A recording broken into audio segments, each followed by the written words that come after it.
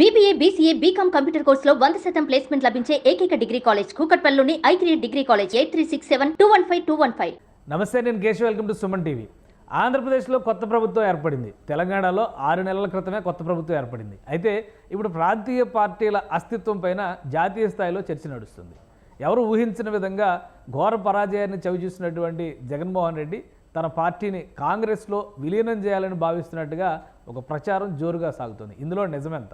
మరోవైపు తెలంగాణలో ప్రాంతీయ పార్టీగా ఉన్నటువంటి బీఆర్ఎస్ ఆ పార్టీ నుంచి ఇప్పుడు కీలక నేతలందరూ కూడా ఇతర పార్టీల్లోకి వలసపోతున్నటువంటి పరిస్థితి. నిజంగానే తెలుగు రాష్ట్రాల్లో ప్రాంతీయ పార్టీలు కనుమరుగయ్యేటువంటి పరిస్థితి ఉందా? ఈ అంశం పైన విశ్లేషణ చూద్దాం. మనతో పాటు రాజకీయ విశ్లేషకులు సీనియర్ జర్నలిస్ట్ కృష్ణాంజనేయులు గారు ఉన్నారు. కృష్ణాంజనేయులు గారు నమస్కారం.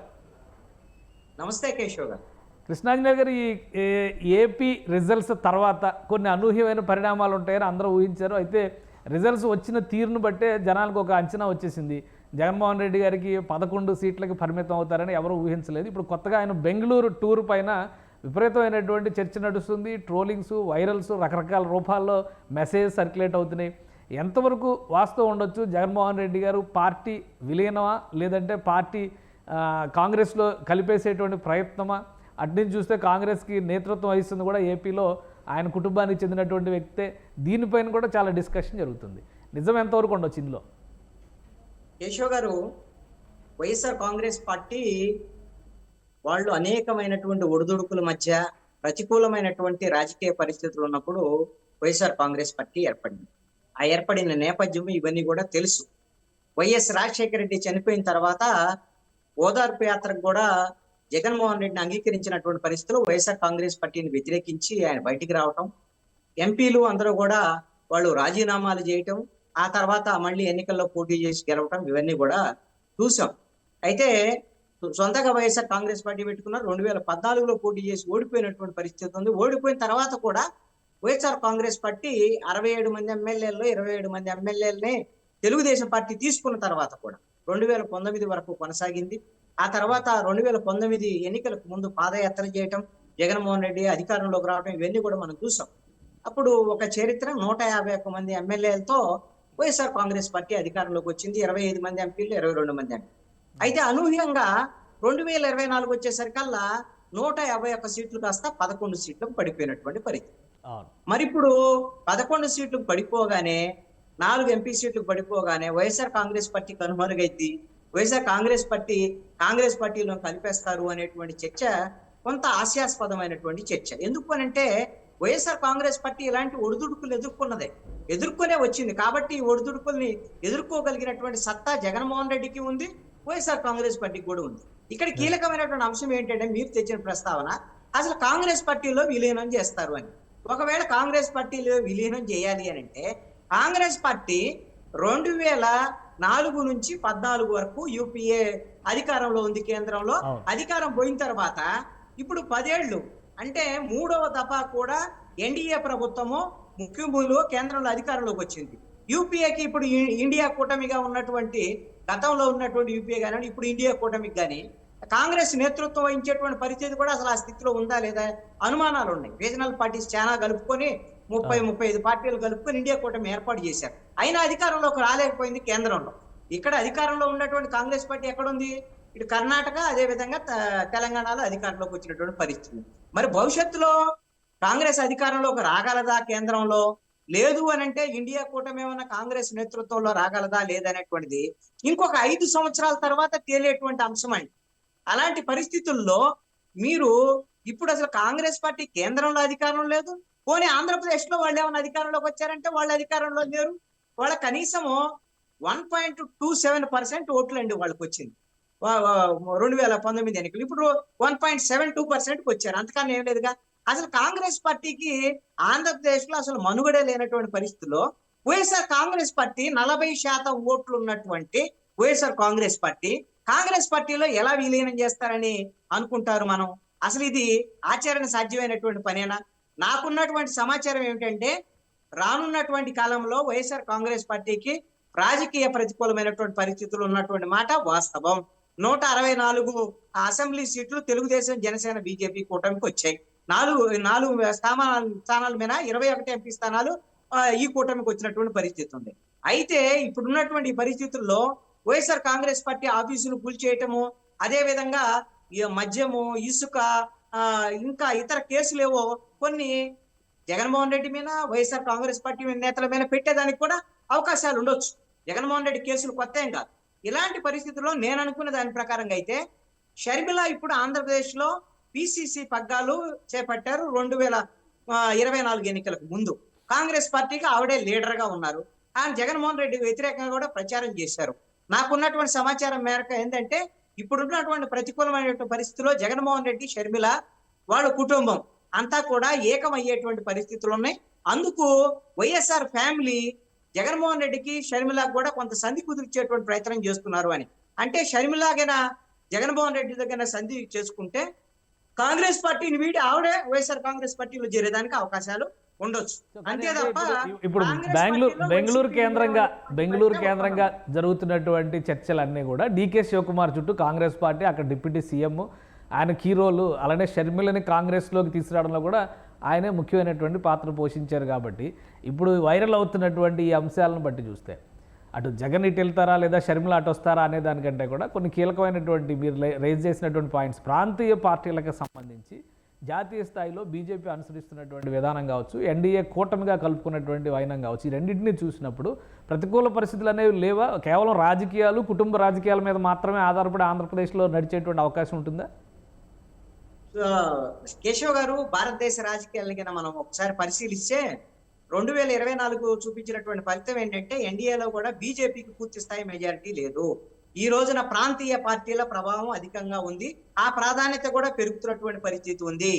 యూపీఏ 10 ఏళ్ల పరిపాలన, ఎన్డీఏ 10 ఏళ్ల పరిపాలన, ఇప్పుడు ప్రాంతీయ పార్టీల సహకారంతో బీజేపీ నేతృత్వంలో ఎన్డీఏ ఉన్నటువంటి నెక్స్ట్ వచ్చేది ప్రాంతీయ పార్టీల నేతృత్వంలో ఉండేటువంటి కూటమి. జాతీయ పార్టీలకి పాలించేటువంటి పరిస్థితులు లేవు అనేటువంటి ఒక సంకేతం ఇప్పుడు 2024 ఎన్నికల ఫలితాలు వచ్చాయి. ఎందుకు అనంటే జాతీయ పార్టీగా బీజేపీ మేము అభివృద్ధి ఇవన్నీ చెప్పుకొని డబుల్ ఇంజిన్ సర్కార్లు అని చెప్పుకొని ఇన్ని చెప్పిన తర్వాత ఉత్తరప్రదేశ్ లో దెబ్బతిన్న తర్వాత, ఉత్తరప్రదేశ్ అదేవిధంగా ఉత్తర భారతదేశంలో దెబ్బతిన్న తర్వాత ఈ రోజున 400 సీట్లను వాళ్ళు బేషజాలకు వెళ్ళి వాళ్ళు 370 మాకే సొంతంగా వస్తాయి, 400 పైగా ఎన్డీఏకి వస్తాయి అని వాళ్ళు చెప్పుకున్న తర్వాత 240కి పరిమితం చేసినటువంటి పరిస్థితి బీజేపీకి ఉంది. మ్యాజిక్ ఫిగర్ దగ్గర కూడా బీజేపీ రానటువంటి పరిస్థితి ఉంది. భవిష్యత్తులో బహుశా జాతీయ పార్టీలకి పాలించేటువంటి నాయకత్వ పగ్గాలు బహుశా దగ్గరలో లేవు. ప్రాంతీయ పార్టీల ప్రభావం ఉండబోతుంది 2029 ఎన్నికల తర్వాత. అలాంటి పరిస్థితుల్లో జాతీయ పార్టీల్లో ప్రాంతీయ పార్టీలు ఎందుకు విలీనం అవుతాయి? కారణం ఏంది? అసలు దానికి అసలు అలాంటి అవకాశాలు ఎక్కడ ఉన్నాయి? కానీ ఒకటి ఇప్పుడు ఆంధ్రప్రదేశ్లో జరుగుతున్న పరిణామాలను పక్కన పెట్టి తెలంగాణలో జరుగుతున్నటువంటి అంశాలను చూస్తే కాంగ్రెస్ వర్సెస్ బీజేపీ నడుస్తున్నటువంటి సమయంలో 10 ఏళ్ళు అధికారంలో ఉన్నటువంటి బీఆర్ఎస్ పార్టీ కూడా ఈరోజు కుదేలైపోతున్నటువంటి పరిస్థితి కనిపిస్తుంది. సో తెలుగు రాష్ట్రాల్లో ముఖ్యంగా దక్షిణాదిలో బలమైనటువంటి ముద్ర వేయాలంటే ఆంధ్రప్రదేశ్ కానీ తెలంగాణ కానీ బీజేపీకి ఒక బలమైన సోర్స్ అయ్యేటువంటి అవకాశం ఉంది. కాబట్టి ప్రాంతీయ పార్టీలని ఎంతవరకు తగ్గిస్తే ఆ ప్రాబల్యాన్ని బీజేపీ ఎంకరేజ్ చేసి, ఇప్పుడు వైసీపీ లీడర్లు అందరూ టచ్లో ఉంది టీడీపీతోనో జనసేనతో కాదు, బీజేపీతోనే అనేటువంటి మాట చాలా క్లియర్గా వినిపిస్తుంది. 4 ఎంపీల్లో ఒకరు మినహా 3 బీజేపీకి వెళ్తానికి లైన్ క్లియర్ చేసుకున్నారు అనేటువంటి ప్రచారం జరుగుతుంది. అలానే ఎమ్మెల్యేల విషయంలో కూడా ఇదే చర్చ నడుస్తుంది. సో బీజేపీ ఆ స్పేస్ని ఫుల్ఫిల్ చేసేటువంటి ఒక ఎత్తుగడతో ముందుకెళ్తుందని అనుకోవడానికి ఆస్కారం లేదా? కేశవ్ గారు, మీరు చెప్పింది నిజం. బీజేపీ అలాంటి ప్రయత్నాలు ఖచ్చితంగా చేస్తుంది. ఆంధ్రప్రదేశ్లో ఎదగాలన్నా కూడా వైఎస్ఆర్ కాంగ్రెస్ పార్టీ ఉన్నటువంటి వాళ్ళని, లీడర్లని, ఇప్పుడు విడుదల రజనీ లాంటి మాజీ మంత్రి ఇలాంటి వాళ్ళని, ఎంపీలు ఉన్నటువంటి వాళ్ళు 4 వాళ్ళని తీసుకొని ఇలా బలం పెంచుకోవాలని ప్రయత్నం చేయొచ్చు. వాళ్ళ మిత్రులుగా ఉన్నటువంటి తెలుగుదేశము, జనసేన నుంచి అయితే తీసుకోలేదు కదా. అదే విధంగా తెలంగాణలో బీఆర్ఎస్ కు సంబంధించినటువంటి వాళ్ళని అట్రాక్ట్ చేసేటువంటి అవకాశాలు ఉండొచ్చు. అయితే మన ఆంధ్రప్రదేశ్ లోను తెలంగాణలో బీఆర్ఎస్ నుంచి ఇక్కడ వైఎస్ఆర్ కాంగ్రెస్ పార్టీ నుంచి తీసుకున్నంత మాత్రాన ఈ 2 పార్టీలు, ప్రాంతీయ పార్టీలు మొత్తం కనుమరుగైపోతాయని అనుకోవాల్సిన పని లేదు. రెండవ కీలకమైనటువంటి అంశం ఏంటంటే బీజేపీ యొక్క ప్రభావం పడిపోతుంది, తగ్గిపోతుంది అనటానికి 2024 ఎన్నికలు నిదర్శనము. 2014లో నరేంద్ర మోడీ అదే విధంగా గుజరాత్ తరహా అభివృద్ధి అనేటువంటి పేరుతో ఉన్నటువంటి హైపు, అదే విధంగా స్విస్ బ్యాంక్ లో ఉన్నటువంటి నల్లధనాన్ని తీసుకొస్తారు, ఏడాదికి 2 కోట్ల ఉద్యోగాలు, ఇలాంటివన్నీ చెప్పినటువంటి మాటలన్నీ కూడా కళ్ళబొలి కబుర్లుగా తేలిపోయినటువంటి పరిస్థితి ఉంది. 2019లో గెలిచినటువంటి పరిస్థితుల్లో కూడా 303 సీట్లు బీజేపీకి వచ్చినప్పటికీ కూడా ఆ రోజున కాంగ్రెస్ పార్టీ మరింత బలహీనపడి ఉండటం, ఇంకా నరేంద్ర మోడీ ఏదో చేస్తాడనేటువంటి దాని మీద ఎంతో కొంత అవకాశం వచ్చింది. ఇప్పుడు అలాంటి భ్రమలు తొలగిపోయాయి. బీజేపీ మీద భ్రమలు లేవు. దక్షిణ భారతదేశంలో బీజేపీ ఎదగటానికి అవకాశమే లేదు. ఒకవేళ బీఆర్ఎస్ సంబంధించి ఇక్కడ వైఎస్ఆర్ కాంగ్రెస్ పార్టీ నుంచి తీసుకున్నా సరే ఎదగటానికి అవకాశం లేదు. అక్కడ బీఆర్ఎస్ అయినా ఇక్కడ వైఎస్ఆర్ కాంగ్రెస్ పార్టీ అయినా ఒక ఉదాహరణ ఇప్పుడు మీరు చెప్పిన అంశాలను బట్టి ఒక్క నిమిషం మీరు చెప్పిన అంశాలను బట్టి చూస్తే ఒక పాయింట్ మీరు చెప్పండి. బీఆర్ఎస్ వైఎస్ఆర్ కాంగ్రెస్ పార్టీకి సంబంధించిన అంశానికి తీసుకుంటే మీరు తమిళనాడు ఉదాహరణ తీసుకోండి. తమిళనాడులో కరుణానిధి 7 సీట్లతో తనతో పాటు 7 సీట్లకు గెలిచినటువంటి సందర్భంలో మళ్ళీ తిరిగి 5 ఏళ్ల తర్వాత మళ్ళీ అధికారంలోకి వచ్చినటువంటి పరిస్థితి ఉంది. అదే విధంగా జయలలిత 4 సీట్లకు పడిపోయినటువంటి ఏఐడిఎంకే తర్వాత మళ్ళీ ఎన్నికల అధికారంలోకి వచ్చినటువంటి పరిస్థితి ఉంది. ప్రాంతీయ పార్టీలు దెబ్బతినటం, బలపడటం ఇది సర్వసాధారణమైనటువంటి విషయం.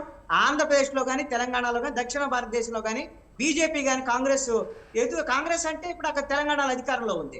ఒకవేళ బీఆర్ఎస్ నుంచి తీసుకుంటే కాంగ్రెస్ తీసుకొచ్చాం, కానీ ఆంధ్రప్రదేశ్ లో మాత్రం కాంగ్రెస్ ఎదగాలన్నా బీజేపీ ఎదగాలన్నా అవకాశం లేదు అని నాకు. కానీ ఇప్పుడు ఉన్న పరిస్థితుల్లో ఆంధ్రప్రదేశ్లో అధికార కూటమి ఒకటి, విపక్ష కూటమి మరొకటి ఏర్పడడానికి అవకాశం ఉందా పోనీ? ఎందుకంటే ఇప్పుడు లాస్ట్ టైం చంద్రబాబు నాయుడు గారు చేసినటువంటి అనేక పోరాటాలు ఫలితంగా జరిగినట్టు ఇప్పుడు వచ్చినటువంటి ఫలితాలను చూస్తే కూడా వామపక్షాలను కలుపుకొని కానీ సందర్భాన్ని బట్టి కాంగ్రెస్ కూడా కొన్ని అంశాల విషయంలో, ముఖ్యంగా అమరావతి లాంటి ఎజెండాల విషయంలో అన్ని పార్టీలు కలిసి ముందుకెళ్ళినటువంటి ఒక విపక్ష కూటమి ఆ రోజు ఫామ్ అయింది.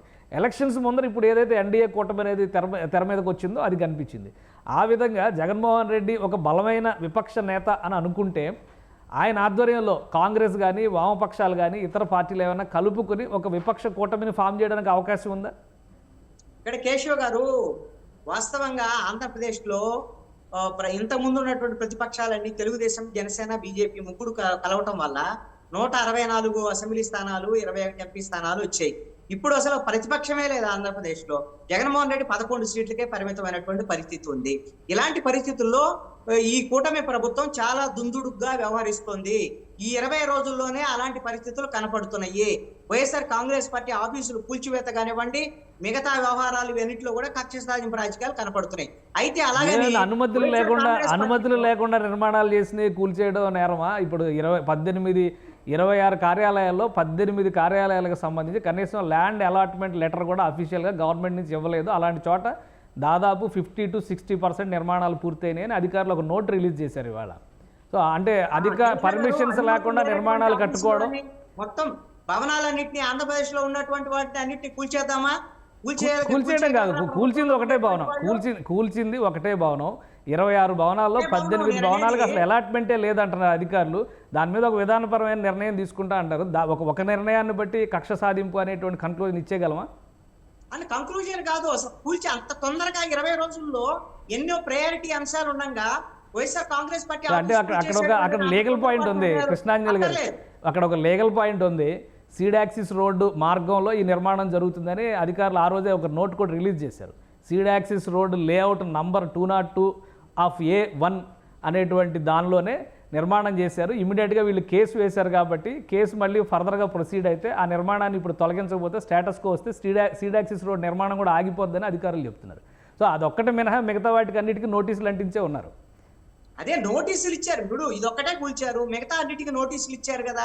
నోటీసులు ఇచ్చారంటే కక్ష సాధింపు అని అనుకోవాల్సినటువంటి అవసరం ఉంది. ఇప్పుడు ఎందుకోసం అంటే కక్ష సాధింపు కాదు.